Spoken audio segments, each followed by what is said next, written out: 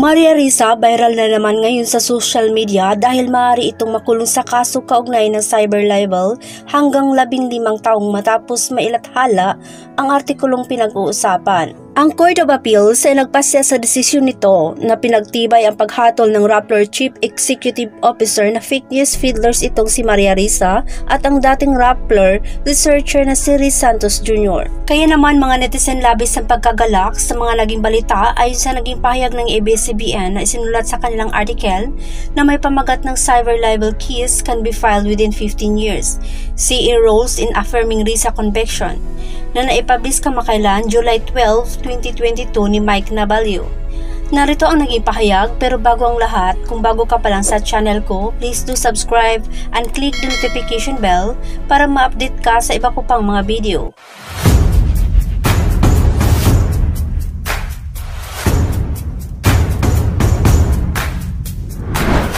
Ang isang cyber libel case ay maaari pa rin magsampa sa loob ng 15 taon mula sa pagkakalathala. Ang Court of Appeals ay nagpasya sa pagpapatibay ng conviction para sa cyber libel ng Nobel laureate at Rappler CEO Maria Risa at isang dating manunulat researcher. Itinanggi ng 4th Division ng Korte sa apela noong July 7 ang apela ni Risa at Rinaldo Santos Jr. sa kanilang paghatol sa kasong cyber libel na inihain ng negosyanteng si Wilfredo King. Sa 41 pahinang ruling, tinanggihan ng CIC 4th Division ang argumento ni Risa na ang kasong cyber libel, tulad ng kasong libel sa ilalim ng Revised Penal Code, ay maaari lamang isampa sa loob ng 1 taon mula sa pagkakalathala ng libelous na artikulo. Sa halip binanggit ng CIC ang Revised Penal Code upang tapusin na dahil pinataas ang Cybercrime Prevention Act ang pagkakakulong para sa cyber libel hanggang sa 8 taon sa bilangguan. Ang parusa ay naging nagpapahirap na sa ilalim ng Article 90 ng RPC ay nagsaad sa loob ng 15 taon. Isinasaalang-alang ang pagtaas ng parusa ng isang antas alinsunod sa Section 6 ng Cybercrime Law. Ang parusa para sa cyber libel ay nagiging mabigat at dapat magresita sa loob ng 15 taon, kasunod ng Article 25 at 19 ng binagong Kodigo Penal, sabi ng Korte. Ang desisyon ng Court of Appeals ay hindi pa isang binding precedent maliban kung pinagtibay ng desisyon ng Supreme Court en banc. Ang isang prescriptive period ay tumutukoy sa panahon kung saan ang isang kaso ay maaaring dalhin sa korte. Sa kasong libel at cyber libel, ito ay binibilang mula sa pitsa ng paglalathala. Ang desisyon ay naiiba sa mga natuklasan ng Manila Regional Trial Court Branch 46 na unang nagpasya na ang prescriptive period ay 12 taon na nag-a-apply ng ibang batas, Act 3326. Ngunit sa pagtataguyod ng kanyang desisyon, sinipi ni Manila RTC Branch 46 Judge Raynelda Estacio Montesa ang isang hindi nailathala at hindi naglagdaan ng resolusyon ng isang dibisyon ng Korte Suprema na nagpapataw ng mga mahabang panahon ng 15 taon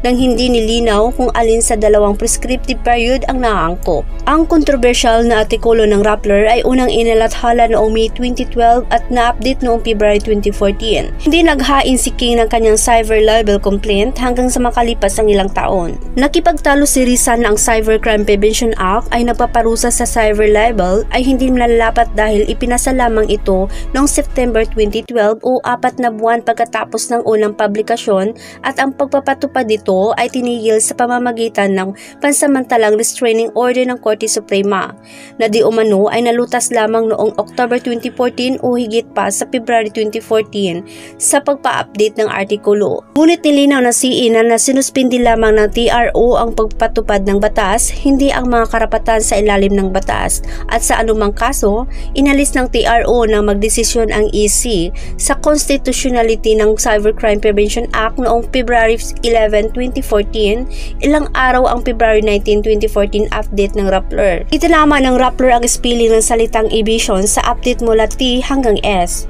Sinabi ng CE na ang update anuman ang sangkap ay tinuturing na isang republication. Ang nag-iisang pahayag na mapanirang puri kung naipublish ng ilang beses ay nagdudulot ng maraming mga pagkakasala gaya ng mga publikasyon, sabi nito. Ang hukuman ng paghahabol ay nagpasya na ang artikulo ng Rappler ay malisyos malisyoso at mapanirang puri dahil ibinilang nito ang ilang mga illegal na aktibidad kay King tulad ng human trafficking, pagpatay, smuggling at iba pa, nang hindi do umano ay binibigyang diin ang mga paratang at tumatangging linawin ang kwento sa kabila ng paulit-ulit na pagtatangka ni King. Binanggit ng Rappler ang isang intelligence report at isang artikulo mula sa Philippine Star, ngunit nagsuminti si King ng mga clearance mula sa National Bureau of Investigation at Philippine Drug Enforcement Authority. Sinabi ni CE na si King ay isang pribadong tao at ang mga mapanirang pahayag laban sa kanya ay pinapalagay na malicious. Kahit na ipagpalagay na si King ay isang pampublikong figura, mayroong aktwal na malisya dahil ang artikulo ay muling inilathala ng walang ingat kung ito ay mali o hindi. At ang pagbawi nito ay maaring ginawa o sa pinakamaliit, isang paglilinaw na artikulo ay naipublish na alam na may ilang mga indikasyon ng kasinungalingan sa paksang artikulo. Sa mga kasong level law, ang malisya ay pinapalagay sa bawat mapanirang pahayag na kinakasangkutan ng isang pribadong tao, habang ang aktwal na malisya ay dapat naman patunayan para sa mga pampublikong figura. Binanggit ng Rappler si King sa isang artikulo na kinasasangkutan noon ni Chief Justice Renato Corona na naharap sa impeachment trial. Kabilang umano si King sa mga kontrobersyal na figure na pinayagan ni Corona na gumamit ng mga mamahaling sasakyan. Si Corona ay na-impeach bilang Chief Justice noong 2012 at pagkatapos ay namatay noong 2016. Tinawag ni CE na flimsy ang dahilan ng Rappler na hindi pag-publish ng clarificatory article. Sinabi ng Rappler na mayroon itong iba pang mas kagyat na balita na dapat asikasuhin sa oras na iyon. Tinanggihan din nito ang depensa ni Risa na wala siyang kaalaman o partisipasyon sa Republika. Binanggit nito ang Article 360 ng Revised Penal Code na pinananagot ang mga publisher, editor at business manager para sa level law anuman ang kaalaman o partisipasyon na nagsasabing tungkulin ng publisher na tiyaking walang level law ang naipublish. Ipinaliwanag din ng CE ang tamang pag-compute ng impossible penalty. Nauna nang nagpatawa ang Manila RTC ng parusang hanggang 6 na taon sa pagkakulong, ngunit binago ito ng CE hanggang 6 na taon, 8 buwan at 20 araw. Inaalalahanan ng korte ng apela sina Risa at Santos na hindi nila basta-basta maaaring tawagin ang kumot ng kalayaan sa pagpapahayag o na tinutupad nila ang isang tungkulin o isang legal na pagpapatupad ng isang karapatan. Ang mga pampublikong opisyal at pribadong individual na napinsala sa pamamagitan ng labis na paggamit ng mga pahayagan o media ng kalayaan sa pagsasalita at pamamahayag ay may lahat ng karapatan na gamitin ang kanilang mga sarili sa mga legal na remedyo para sa libelo, sabi ng desisyon na isinulat ng CE Associate Justice Roberto Quiros. Ang media ay hindi maaaring magtago sa likod ng garantiya ng konstitusyon ng isang malayang pamamahayag ng malisyoso o at walang ingat na siraan ang mga tao at reputasyon ng pampubliko o pribadong mga tao sa pamamagitan ng paglalathala ng mga kasinungalingan o katha, ang karumaldumal na pagbaluktot ng kalahating katotohanan o ang paglalaro ng mga kahinaan ng tao para sa walang makatwirang wakas kundi ang manira at magkulitan. Sinang-ayunan ito ni na Associate Justice Ramon Bato Jr. at Hermano Francisco Legaspi. Inamin ng CE na ang Risa cyber libel case ay isa bagong pagpapatubad ng cybercrime law. Nilinaw nito na nagpapataw ito ng mahigpit na pagpapatupad hindi para pigilan ang kalayaan sa pagpapahayag kundi para mapigilan ang mapanirang puri sa reputasyon ng isang tao sa panahon ng fake news at disinformation. Nauna nang sinabi ng Rappler na sina Risa at Santos ay kapwa hindi sumasang-ayon sa desisyon ng CE at gagamit sila ng mga legal na remedyo kahit hanggang sa Korte Suprema. Sinabi nila na ang desisyon ay nagpahina sa kakayahan ng mga mamahayag na humahawak sa kapangyarihan upang managot.